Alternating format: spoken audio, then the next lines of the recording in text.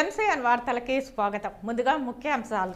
Palamaner rural మండలం కూర్మాయి గ్రామంలో పల్లవులు కట్టిన వరదరాజస్వామి ఆలయ భూగర్భంలో పంచలోహ విగ్రహాలు బయటపడ్డాయి. పలమనేరు రూరల్ మండలం గాంధీనగర్ అటవీ ప్రాంతంలో యువకుడు దారుణ హత్యకు గురయ్యాడు. మృతుడు పెద్ద పంజాని మండలం శివాడి గ్రామం వినయ్గా పోలీసులు గుర్తించారు.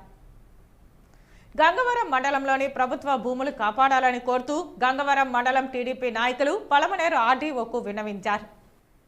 ఈరోజు గంగవరం మండలంలో పలమనేరు ఎమ్మెల్యే వెంకటే గౌడ పర్యటించారు.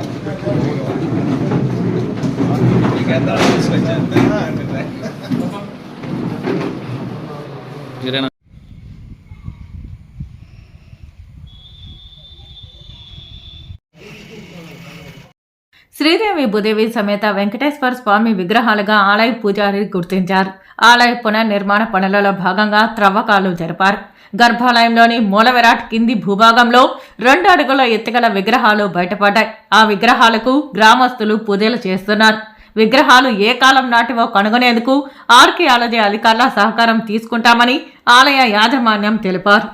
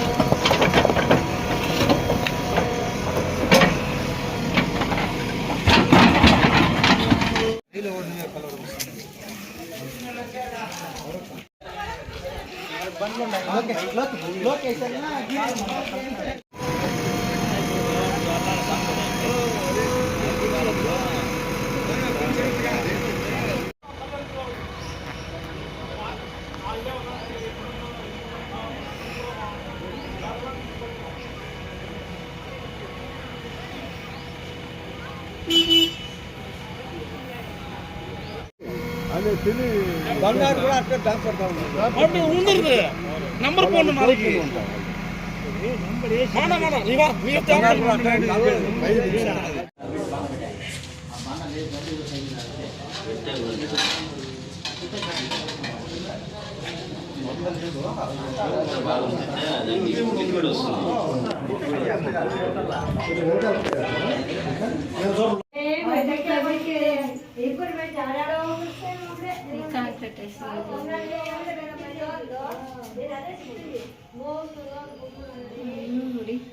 ఎంత బాగుంది.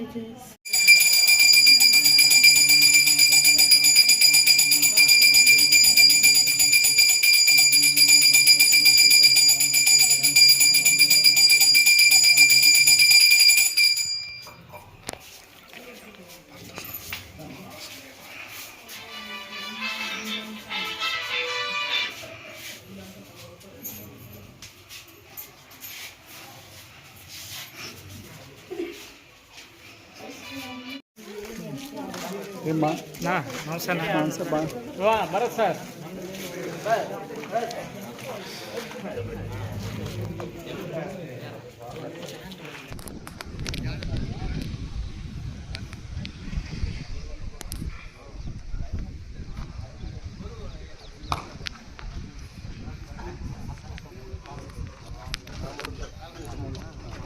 కరెక్ట్ గర్భగుడిలో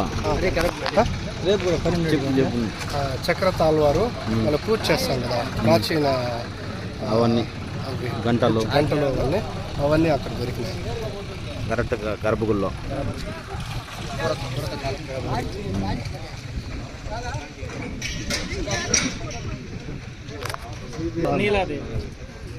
ఇద్దరు ఉన్నారు, శ్రీదేవి భూదేవి, నీలాదేవి.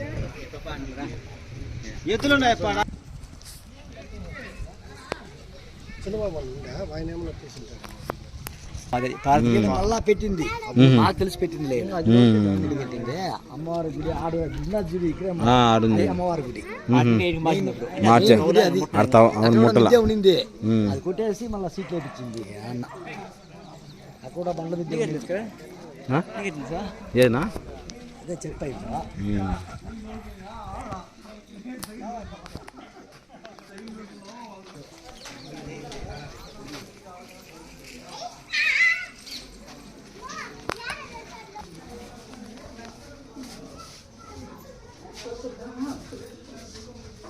తీసి పెట్టి చూసుకోండి.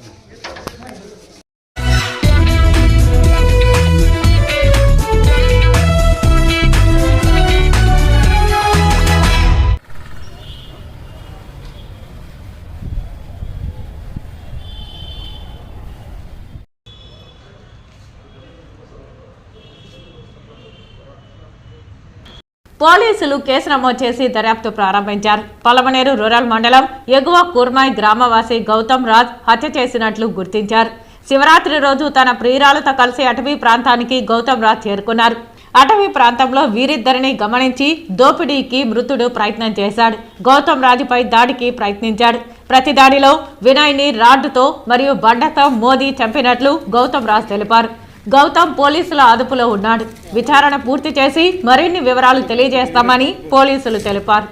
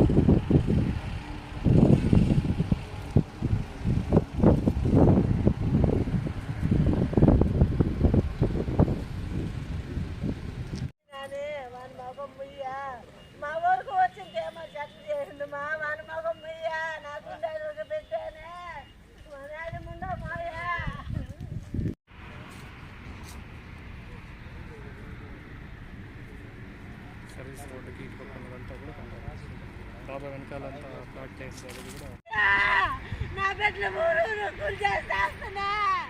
అయ్యో నా బిడ్డ కావాలి నాకు. నా బిడ్డ గురించి ఎంత కాదని పెట్టుకుంటా. నా కుటుంబంలో కూడా నిశ్చయమే.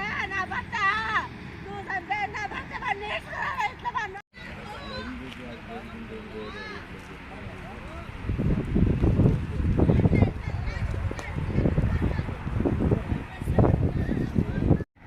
ఈరోజు గాంధీనగర్లో ఫారెస్ట్లో ఒక అన్నోన్ డెడ్ బాడీ ఉన్నట్టుగా మాకు సమాచారం వచ్చింది.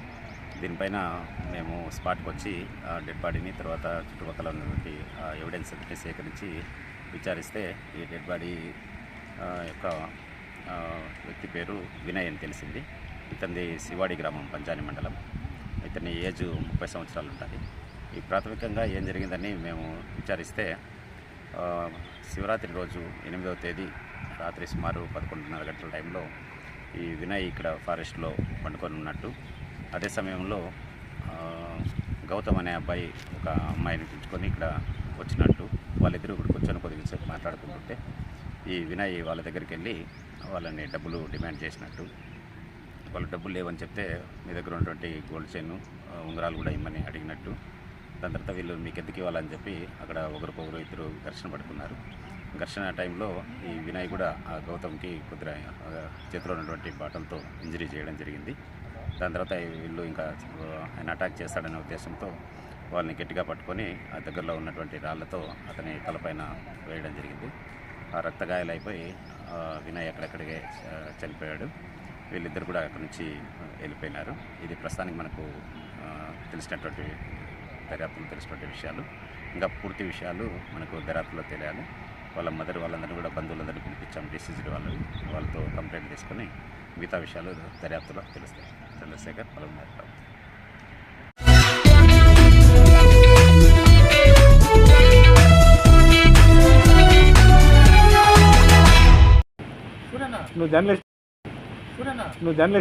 ఈ సందర్భంగా విచారించి చర్యలు తీసుకుంటామని ఆర్డీఓ వారికి హామీ ఇచ్చారు. ఈ కార్యక్రమంలో మండల పార్టీ అధ్యక్షులు సోమశేఖర్ గౌడ్, నాయకులు రవి, సుబ్బారెడ్డి, సురేంద్ర, బాలాజీ, ప్రవీణ్ మరియు బీసీ నాయకులు రవి తదితరులు ఉన్నారు.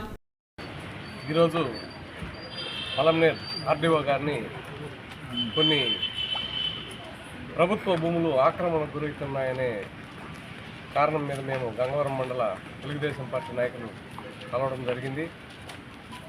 చాలా విలువైన భూములు, ప్రభుత్వానికి సంబంధించిన భూములను కొంతమంది ఇప్పుడున్న అధికార పార్టీ నాయకులు కబ్జా చేశారని, ప్రభుత్వ భూముల్ని పట్టాల రూపంలో కూడా రెవెన్యూ అధికారుల ద్వారా పట్టాలు పొందారనే సమాచారంతో మేము ఈ కార్యక్రమాన్ని చేపట్టడం జరిగింది.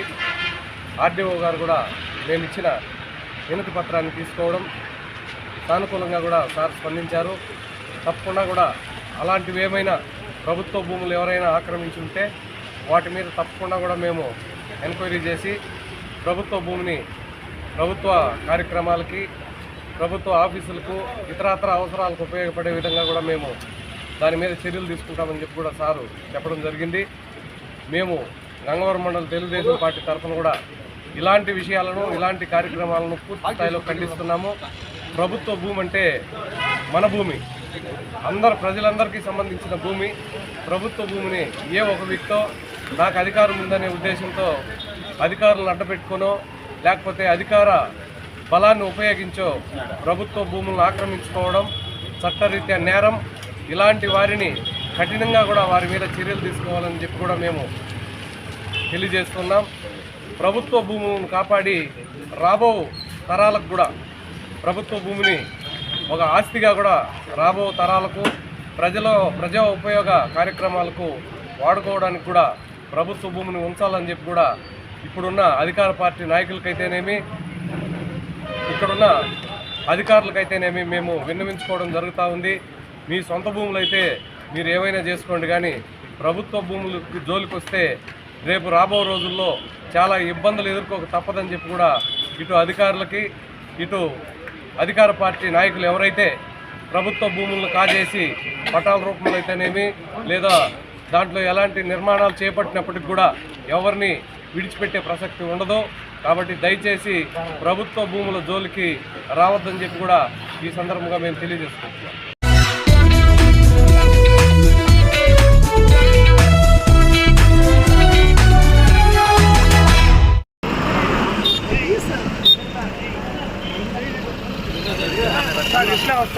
గంగవరం మండలం గండ్రాజుపల్లిలోని బసవరాజపురం గ్రామంలో 20 లక్షల నిధులతో నిర్మించబడిన సీసీ రోడ్లు మరియు పెద్ద ఉగిని గ్రామంలో తాగునీటి ట్యాంక్, సచివాలయ భవనం మరియు గండ్రాజుపల్లి సచివాలయ భవనంను ఎమ్మెల్యే వెంకటేగౌడ ప్రారంభించారు. ఈ కార్యక్రమంలో పెద్ద ఎత్తున నాయకులు, కార్యకర్తలు పాల్గొన్నారు. వెంకటేగౌడ అన్న గారి నాయకత్వం, వెంకటేగౌడ అన్న గారి నాయకత్వం, వెంకటేగౌడ అన్న గారి నాయకత్వం, ఎమ్మెల్యే వెంకటేగౌడ అన్న గారి నాయకత్వం, ఎమ్మెల్యే వెంకటేగౌడ అన్న గారి నాయకత్వం, గట్టిగా చెప్పాలి. ఎమ్మెల్యే వెంకటేగౌడ అన్న గారి నాయకత్వం, ఎమ్మెల్యే వెంకటేగౌడ అన్న గారి నాయకత్వం, ఎమ్మెల్యే వెంకటేగౌడ అన్న గారి నాయకత్వం, ఎమ్మెల్యే వెంకటేగౌడ అన్న గారి నాయకత్వం. జై జగన్.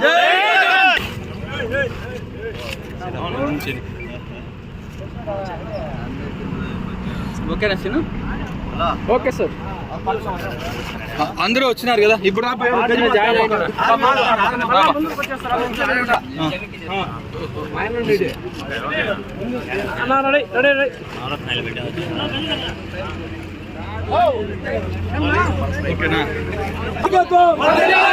వెంకటేగౌడ గారి నాయకత్వం, ఎమ్మెల్యే వెంకటేగౌడ గారి నాయకత్వం. జై జగన్, జై ప్రెసిడెంట్ రామచంద్ర రెడ్డి. मोदी के साथ चंद्रबाबू मोदी के साथ 4% रिजर्वेशन निकाल देते हैं। रान भाई रान भाई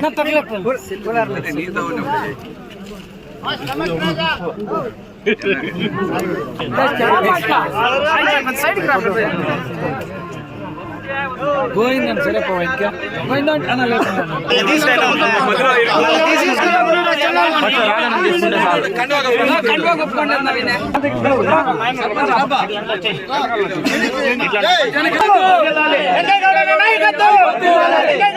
నాయకత్వం.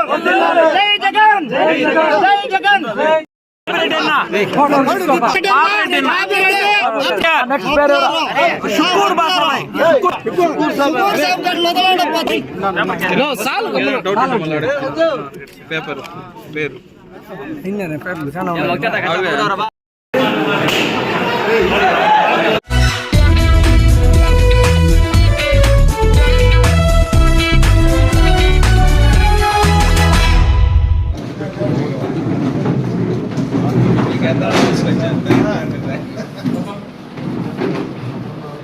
మీరేనా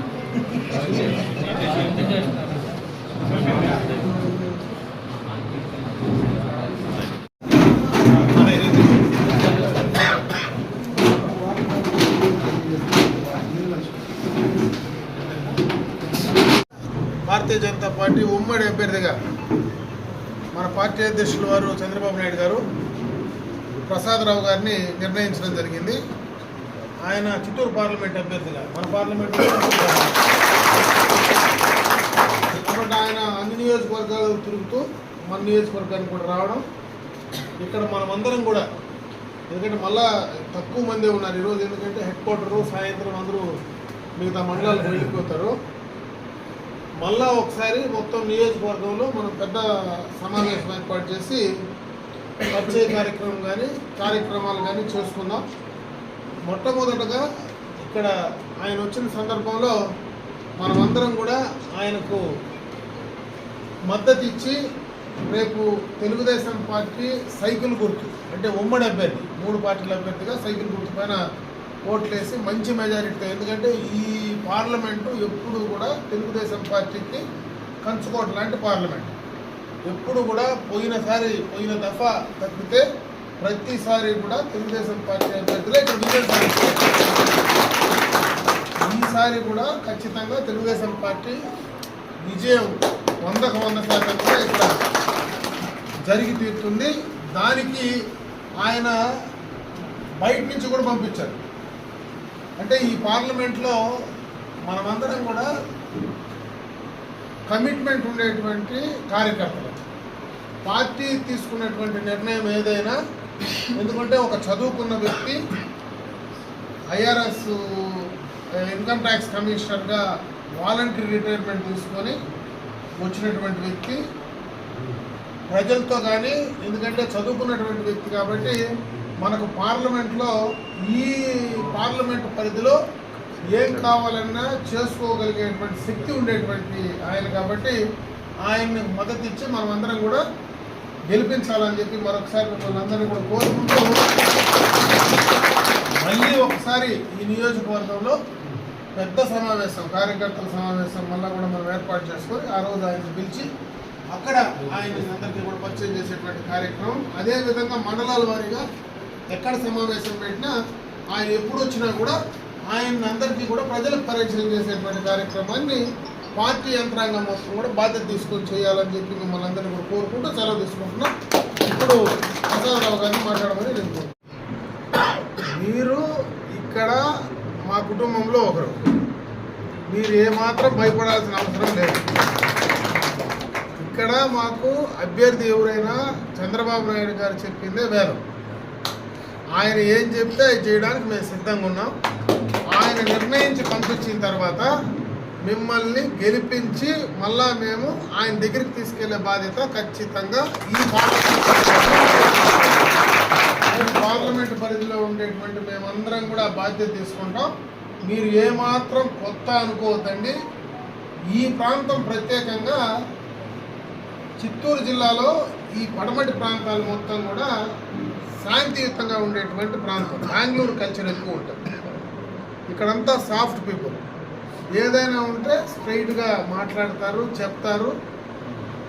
ఏది చేయాలన్నా కూడా అందరిలాగా మనసులో ఒకటి పెట్టుకొని బయట ఒకటి చేసేటువంటి వాళ్ళు చాలా తక్కువ. కాబట్టి మీరు ఏమాత్రం అనుమానపడద్దండి, ధైర్యంగా రండి. ఖచ్చితంగా మీరు ఇక్కడ పార్లమెంటు సభ్యులుగా మిమ్మల్ని పంపిస్తాం.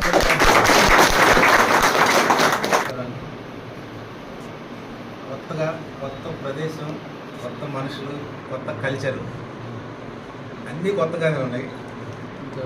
హైదరాబాద్లో అమర్నాథ్ రెడ్డి గారిని కలిసిన తర్వాత మనం సగం కొత్తదనం పోయింది.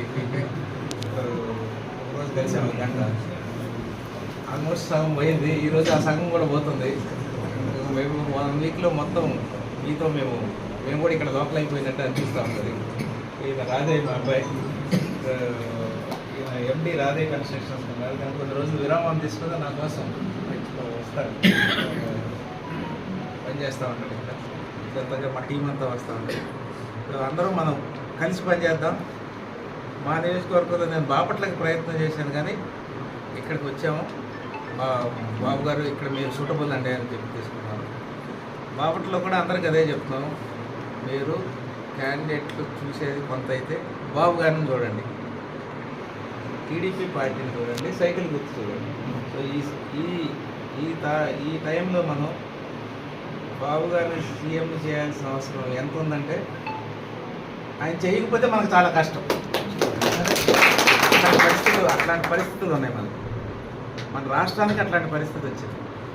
కాబట్టి మనం సూటబుల్ సమర్థవంతమైన సీఎం మనం తెచ్చుకోవాల్సిన అవసరం ఉంది. ఆయన తెచ్చుకోవాలంటే మేమందరం ఎలక్ట్ అవ్వాలి. అమర్నాథ్ రెడ్డి గారు లాంటి సమర్థవంతమైన లీడర్లు అందరూ అయితే ఆయన ఆటోమేటిక్. అట్లాగే మేము కూడా పార్లమెంట్లో మన సమస్యల్ని ప్రజెంట్ చేయాలి. పోయి మనం ఇక్కడ సమస్యల్ని మనమే మింగేసి నా దాన్ని నేను చూసుకుంటే అవుతుంది. ఖచ్చితంగా ఈ సమస్యలను తీసుకెళ్ళి పార్లమెంట్లో ప్రజెంట్ చేసి దానికి సంబంధించిన విధానాల్లో మన సమస్యల్ని ఇరిగించే మార్గంలో చేయగలిగినప్పుడే నేను ఎలక్ట్ అయినా నేను అక్కడికి వెళ్ళినా దానికి సార్థకత. సో ఆ ప్రయత్నంతో వచ్చాను. ఖచ్చితంగా చేద్దాం. సో మీ అందరి సహకారం ఉంటుందని ఆశిస్తున్నాను. ఇక ముందు కలిసి పనిచేద్దాం.